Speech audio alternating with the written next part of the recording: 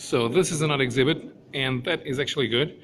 This is dedicated to a Portuguese edition of an Italian comic from the series Dampyr, and it's about the Portuguese writer Fernando Pessoa, who was an adept of Aleister Crawley,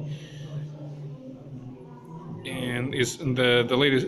This volume is published in Portuguese, which is a bit odd for Italian comics. So let's see if we can.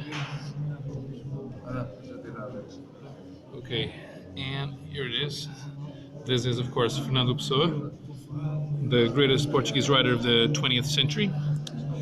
And this volume from Dampyr, the Aleister Crawley's Suicide, drawn by Michele Coprera with art over a script by Mauro Bocelli. This is a horror comic from Italy. And although not the favorite Italian comic that's published usually in Portugal, this theme is very interesting for the Portuguese audience. This is from Terreiro do Passo, who in the late Middle Ages and during the Renaissance was the entry gate into Lisbon from the harbor.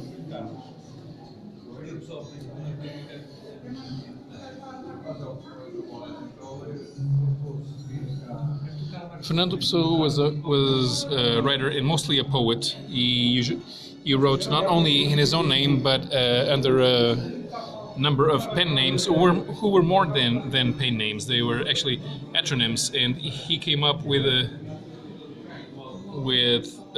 personalities for all of his alternate names, and they all had different interests.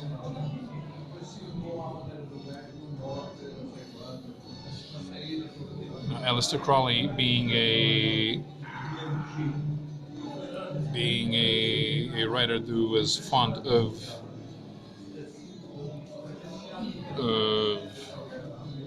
the more obscure areas of knowledge. He was also of interest to a writer like Pessoa, who himself was trying to get out from the repressive regime that was part of the Portuguese society at the time. We had just left the monarchy, and we were a young republic who could not establish itself as a civilized bastion of democracy, and we fell prey to fascism for several decades because we could not achieve the dream of being a stable government and an educated society.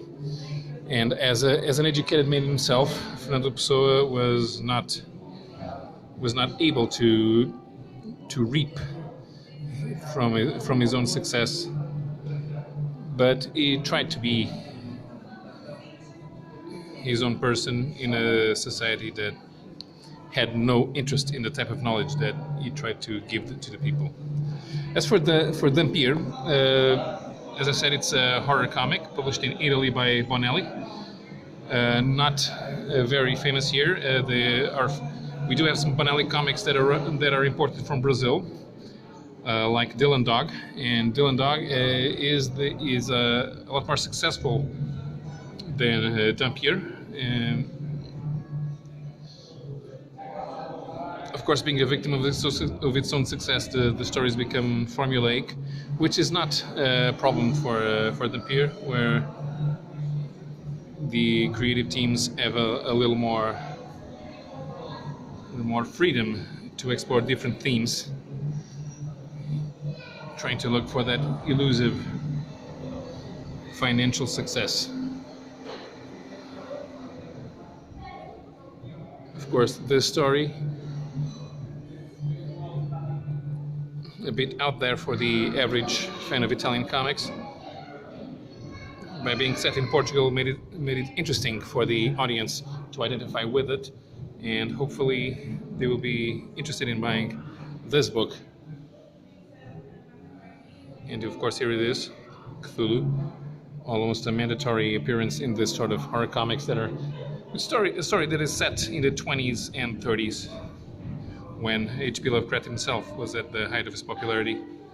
Alongside Aleister Crawley, everyone who was a fan of the occult would be interested in both Aleister Crawley and H.P. Lovecraft. So thank you very much for staying with us. This was Dampyr, Aleister Crawley's Suicide by AmadoraBD and Michele Coprera.